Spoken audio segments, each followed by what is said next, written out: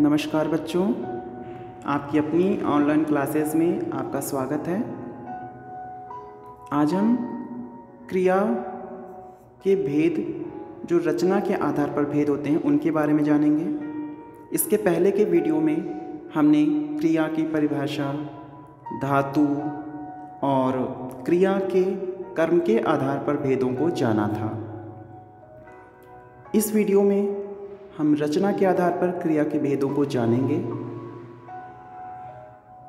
रचना के आधार पर क्रिया के 4 भेद होते हैं: संयुक्त क्रिया, नामधातु क्रिया, प्रेरणार्थक क्रिया, पूर्वकालिक क्रिया। कुछ किताबों में, कुछ प्रकाशन की किताबों में एक भेद और बढ़ा देते हैं, जिसे हम कहते हैं रंजक क्रिया। रंजक क्रिया को ही हम साधारण भाषा में सहायक क्रिया कहते हैं।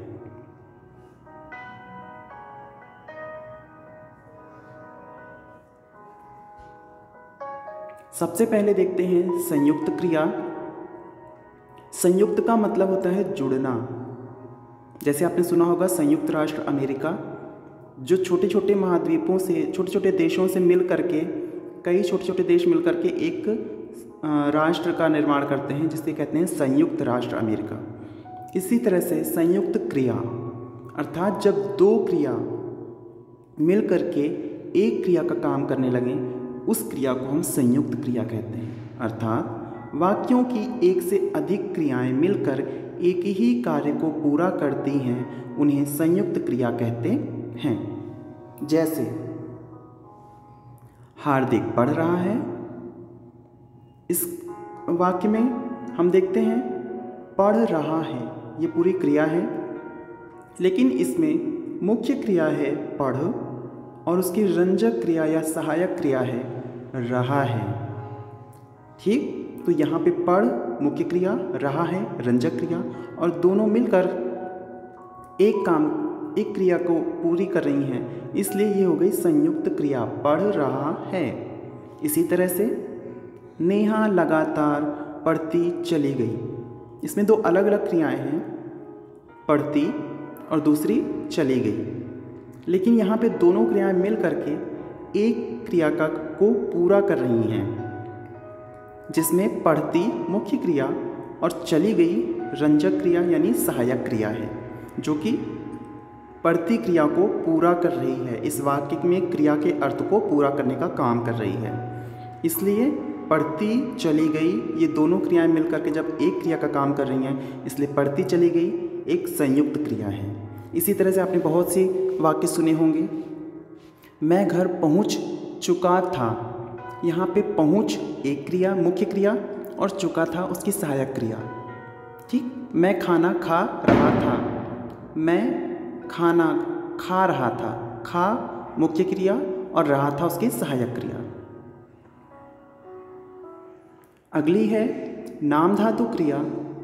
नामधातु क्रिया, देखिए कुछ क्रिया तो मूल रूप से क्रिया होती हैं, जैसे कि आना, जाना, उठना, बैठना, खाना, ये क्रिया ही हैं, ये बनी नहीं हैं। लेकिन कुछ ऐसी क्रिया होती हैं जो संज्ञा, सर्वनाम, विशेषण आदि शब्दों से बनाई जाती हैं। अर्थात संज्ञा, सर्वनाम, विशेषण आदि शब्दों से जो क्रियाएं बनाई जाती हैं, उन्हें नामधातु क्रिया कहते हैं। जैसे प्रीति का बच्चों की तरह तुतलाना अच्छी बात नहीं है, यहाँ पे तुतलाना।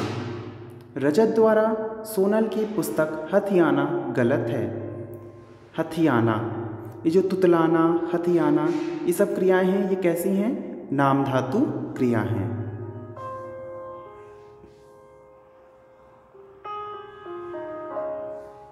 जैसे संज्ञा शब्दों से कुछ क्रियाएं जो बनी हैं, जैसे हाथ से हथियाना, लात से लतियाना, शर्म से शर्माना, फिल्म से फिल्माना, लाज से लजाना, इस तरह की क्रियाएं, ये सारी संज्ञा से बनने वाली क्रियाएं हैं। जैसे हाथ एक संज्ञा शब्द है, शरीर के अंग का नाम है, लेकिन इससे क्रिया बन गई हथियाना। कहते हैं ना, उसने उसकी ज़मीन हथिया ली, अर्थात हथियाना एक क्रिया हो गई।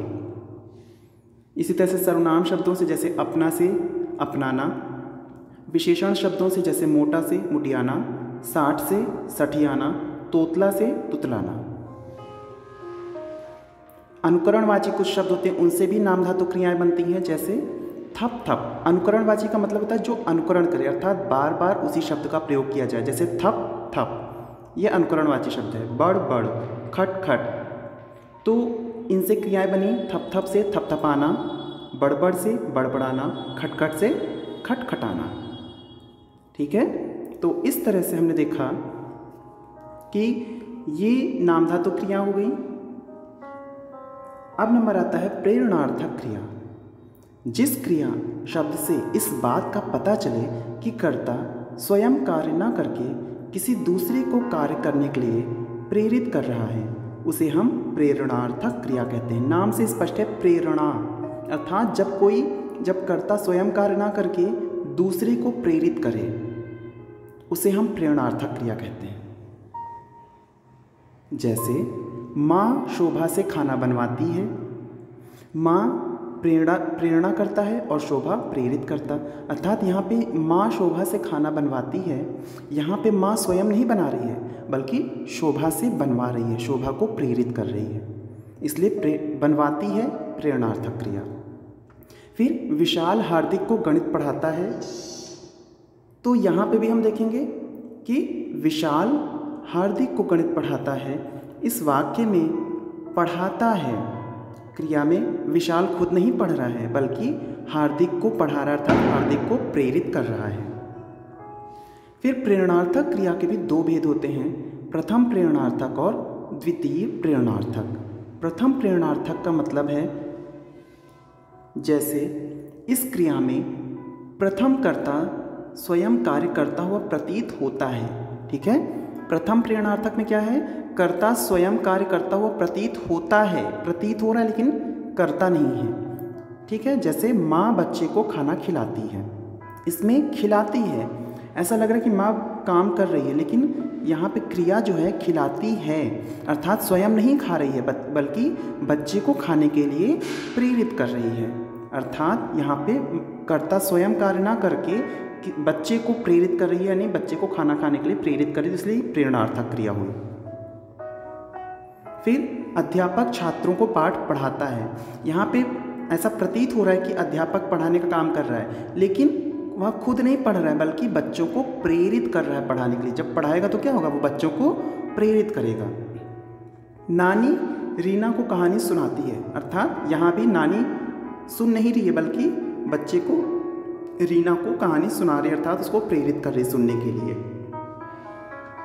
द्वितीय प्रेरणार्थक क्या है, जब प्रथम कर्ता, अर्थात वहाँ पे दो कर्ता होंगे और प्रथम कर्ता जो है वह स्वयं कार्य ना करके दूसरे कर्ता को कार्य करने के लिए प्रेरित करता है, तो उसे द्वितीय प्रेरणार्थक कहते हैं। जैसे माँ सीमा से बच्चे को खाना खिलवाती है। अब देखिए, माँ बच्चे को खाना खिलाती है वो प्रथम प्रेरणार्थक था, लेकिन माँ सीमा से बच्चे को खाना खिलवाती है, यहाँ पे माँ बिल्कुल भी काम नहीं कर रही है। वहाँ पे तो खिलाने का काम कर रही थी, लेकिन यहाँ पे वो बिल्कुल भी कुछ नहीं काम कर रही, वो सीमा से बच्चे को खिलवा रही, मतलब खुद ना खिला करके सीमा के द्वारा बच्चे को खाना खिलवा रही है, तो ये द्वितीय प्रेरणार्थक है। यहाँ पे माँ प्रथम करता है और सीमा द्वितीय करता है, जहाँ पे प्रथम कर्ता द्वितीय कर्ता से काम करवा रहा है। मालिक नौकर से सफाई करवाता है, यहाँ पे भी मालिक स्वयं नहीं कर रहा है बल्कि नौकर से सफाई करवा रहा है, नौकर को प्रेरित कर रहा है। शोभित रोहन से गेंद उठवाता है, तो इन वाक्यों में खिलवाती है, करवाता है, उठवाता है, ये सब प्रेरणार्थक क्रिया हो गई। अंतिम है पूर्वकालिक क्रिया।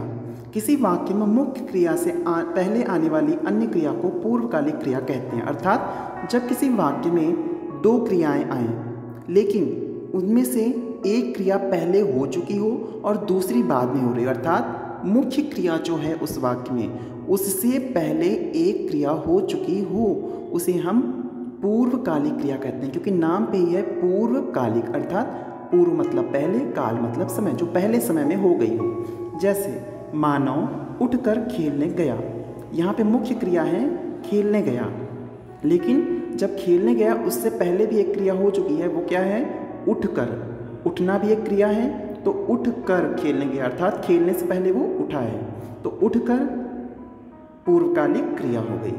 ठीक है, तो इस तरह से जैसे हम कहते हैं मैंने नहाकर खाना खाया, तो नहाकर पूर्वकालिक क्रिया।